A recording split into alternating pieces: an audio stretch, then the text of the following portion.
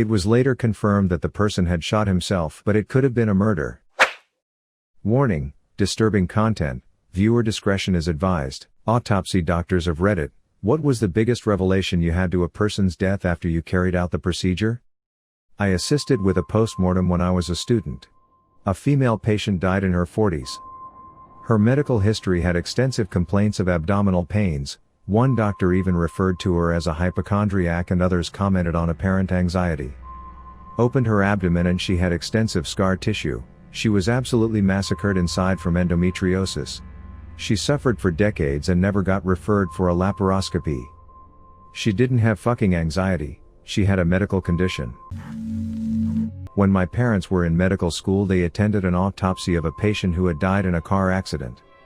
An autopsy revealed that apparently, this guy had survived a chest shot in Vietnam years ago that the surgeons/medics left in rather than performing risky surgery.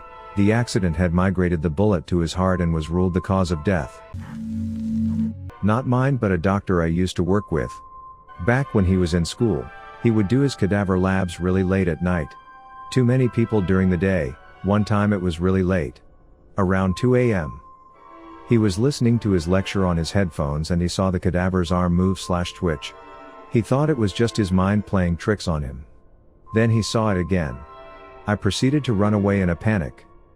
He told a few of his classmates what happened, but nobody believed him. The next day they had a group cadaver lab with the same cadaver. The arm twitched yet again. The professor did some digging and it turns out the patient's pacemaker was still fully functional and occasionally fired, causing the arm twitch. He was so relieved. He thought there was a zombie in there. I may be late to the party, but I finally have a good story to tell. In medical school, my group's cadaver was an 80-plus-year-old female who was extremely unfit. Morbidly obese with muscles half the size of any other cadavers. Her pectoral muscles were paper thin. To get some reference, we figured she was bedridden during her last few months, which would somewhat explain these findings. When we started our neurology unit and began to dissect the infratemporal fossa, I discovered a small metal pellet under the skin behind her right ear. My tank mates and I went on to find dozens of these metal pellets strewn around her head's anatomy, with some lodged into the cranium and others in the bones of her face. We contacted her living relatives to get some clarification, and they ended up revealing that when this lady and her brother were children, they said she was 8 years old, they were playing with an old decorative rifle that the family had mounted above the fireplace. Long story short, the brother accidentally discharged the rifle into the girl's face. The aftermath was this lady was blind and wheelchair bound for the rest of her life, and the pellets weren't all removed.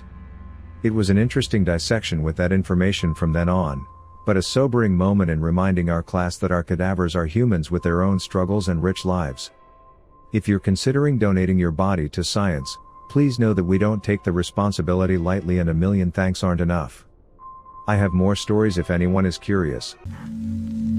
My friend once cremated a lady, and when they pulled the table out there were 3 sets of forceps sitting there. Most likely she died in surgery, but I always thought it was crazy those were left in, and whatever metal they're made of clearly has a higher melting point than cremation temps. My friend had to do an autopsy on a baby. The dad claimed she died after rolling off a couch. My friend found that the kid was slammed against a hard surface multiple times. Dad eventually admitted he hit the baby against the wall after she wouldn't stop crying. My friend had to quit that job cause it was so taxing mentally. While in medical school, we had to observe an autopsy and could assist. One of the lectures was to observe for head trauma. You do this by hitting the skull with a hard object, scissor or the like. A hollow sound is normal, but a dull sound indicates trauma. One of the other students did this exam and found a dull sound. The coroner had not yet examined the person and was very surprised, as he had not been informed by the police of head trauma. They then continued to examine the head and they found a gunshot wound through the skull. All of a sudden the person was a crime scene and they had to call the police again and leave the person as untouched as possible. I believe it was later confirmed that the person had shot himself, but it could have been a murder. Masters in forensic pathology here. You'd be surprised to know the number of people that have life-threatening issues that never went diagnosed and that they didn't die from. Seen an older guy who died of pneumonia in hospital. On autopsy, the guy had both an enlarged heart and a couple of medium-sized aneurysms in the brain. Another guy in his 70s apparently came into the ER and had chest pain, then died shortly after. Dies of a heart attack but also had cancer. In less natural circumstances though, saw a guy who had been shot in the head a couple of times. 3 definite entries and a blown out skull, but police only found 1 bullet. Couldn't find the other bullet in his head at all. Assumed the police missed it. I went on as normal with the autopsy until we got to the chest cavity. The other bullet was just chilling beside his lung. Turns out it entered the skull, hit the inside, ricocheted down his neck, and into the chest. That was pretty wild. I'm a veterinarian and sometimes I do necropsy, basic autopsy for animals, and one of the more notable cases involved a prized Wagyu cow that died mysteriously. Wagyu cows are very expensive to the rear and fetch a good price at the slaughterhouse. After cutting her open, I found metal wires extending from her stomach into her heart. It's what we call hardware disease. Apparently, the cow decided that eating metal wires for constructing fences was a good idea. Normally the farmhands are quite good at keeping these hazards away from the inquisitive bovines, but I guess slip-up do happen from time to time. I took forensic lectures, so I saw quite a bit of crazy shit, but the things that stick are an autopsy revealing a history of abuse, pain, and violence. A little more funny, a skeleton was found in the near mountains. It was very clear he died in an accident 20+ years ago. However, he had to be identified via DNA. Turned out his dad was not his dad, but his uncle. Sparked a whole public family drama show, cause the family was well known in my area. My wife is a pathologist assistant and during her schooling carried out the autopsy of a newborn that died minutes after birth. The mother was desperate for a child and had a history of multiple miscarriages at different terms. This was her first time making it full term and all prenatal checkups revealed no problems. The delivery was difficult but successful, and the baby was alive for a short time. Skip to autopsy. All signs point to the baby being fully developed. Get to the abdominal cavity and the liver is lacerated and hemorrhage everywhere. During the difficult delivery, the resident used too much force with the forceps to pull the baby out. The ruptured liver caused the baby to bleed out internally. The wife was enthusiastic about autopsy up to this point, now has no interest. Sheep farmer, I have to know how to do a necropsy for when something dies to know if it's something that could spread. Had a ewe fall over dead after losing a ton of weight and after treating her for everything under the sun. She would gasp for air and struggled to breathe, but antibiotics, steroids, and anti-inflammatory drugs didn't touch it. She finally passed away and I cut her open to see what the hell happened, fully expecting to see her lungs riddled with shit. Her heart was 5 times the normal size and hard as a river stone. My guess is she'd had that issue her whole life and it didn't kill her until she was 2. My dad used to perform autopsies. His best story was that they were brought a body that has no real indication of any issues. After examining the body, the only thing of note was that there was blood coming out of the guy's rectum. They begin the autopsy and the guy's organs are completely liquefied and the body cavity is filled with lead shot. It became apparent really quickly that someone had shoved a shotgun up to his ass and pulled the trigger. This was in the 70s and I still have to wonder what this guy did to piss someone off enough to get a shotgun up to his ass. This story circulates every year at my medical school. A body came in with a gunshot wound to the chest. There was no exit wound. They tried to locate the bullet during the autopsy. No success. They then did a whole scan, X-ray or CT, of the upper chest/abdomen/pelvis. No bullet. At that point, someone said fuck it, let's scan the whole body. Lo and behold, the bullet was detected in the popliteal fossa, area behind the knee. It had embolized/traveled from the heart all the way down the arterial system to the knee where it got stuck in one of the narrower blood vessels. Training in the medical examiner's office. Elderly woman found dead by herself in her home. There was nothing suspicious, so I was given the case. Took out all the organs, dissected everything, completely unremarkable. I cut through the larynx as the last step before I could clean up and finish the case, and boom, a giant piece of chicken lodged in her windpipe. Died choking on dinner. I heard a story once about a guy who died, and completely unrelated to the main complaint, during the autopsy they found a grapefruit in his ass. Apparently, it had just been there the whole time. I did the autopsy of both a robber and his victim. The robber shot the victim in the back when he tried to escape in a motorcycle, and the robber was shot by the police in the exact same situation. What's interesting is that they both died by exactly the same lesion. Both of them had their fourth lumbar vertebra shattered and their aorta, the main artery of the body, sectioned at the same level. I thought of it as an extreme example of instant karma.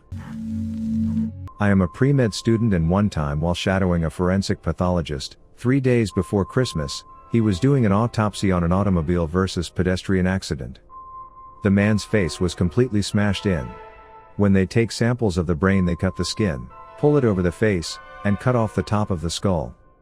When they did that, the skull was basically shattered and bone fragments pulled back with the skin, and when they cut off the skull cap, the brain was obviously damaged and the eyeballs had been pushed back / fallen through the orbits and into the cranial cavity.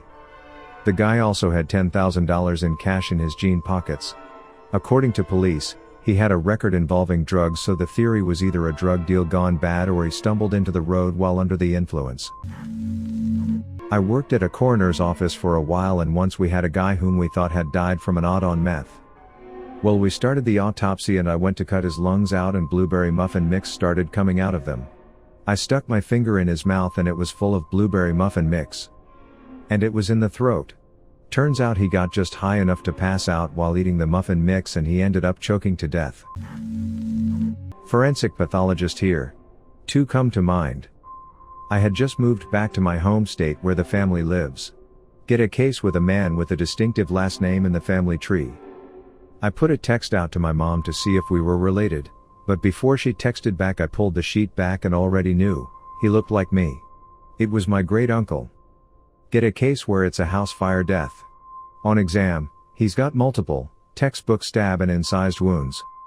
I spend the next 30 minutes getting gaslighted, quizzed by PD about "are you sure?" because they thought this was a straightforward house fire. Unfun fact, fire's not an uncommon way for people to try to conceal a homicide. Disclaimer, I am a doctor, but not an autopsy doctor, and had never really considered a pathology as a specialty when I was in medical school. This event happened in the anatomy lab when I was in medical school. In the preclinical years of medical school, most medical schools have students enroll in anatomy lab where we dissect cadavers as part of the course. One of the anatomy labs had a cadaver who had passed away from complications from kidney failure, according to the identification tab. While that anatomy team was dissecting some of the leg and buttock muscles, they found a bullet in the gluteus medius. No idea how it got there and totally unrelated to the cause of death. I like to imagine the guy signing paperwork to donate his body to science, thinking that the med students dissecting his butt would get a fun surprise. During my internship rotation a couple of years back, a 40-year-old guy came in because he suddenly collapsed while drinking with friends. He came in unresponsive, mouth bleeding, and not breathing, so we had to intubate him. For some reason, the endotracheal tube, the stiff tube placed inside the trachea to help the patient breathe, won't go in, but we managed to suction copious amounts of blood clots. After CPR, still with unsuccessful intubation, so we had to bag him with a face mask, the patient was declared dead, and diagnosed with a ruptured abdominal aortic aneurysm. During the autopsy, they found out that the guy was apparently shot by a gun from the top of the head. The entry wound was obscured by his hair and was barely bleeding at all, and the bullet somehow went through the back of the guy's throat and made a hole behind the base of the tongue, which the endotracheal tube kept slipping into. I'm a former police officer and attended several autopsies to record info for investigation files.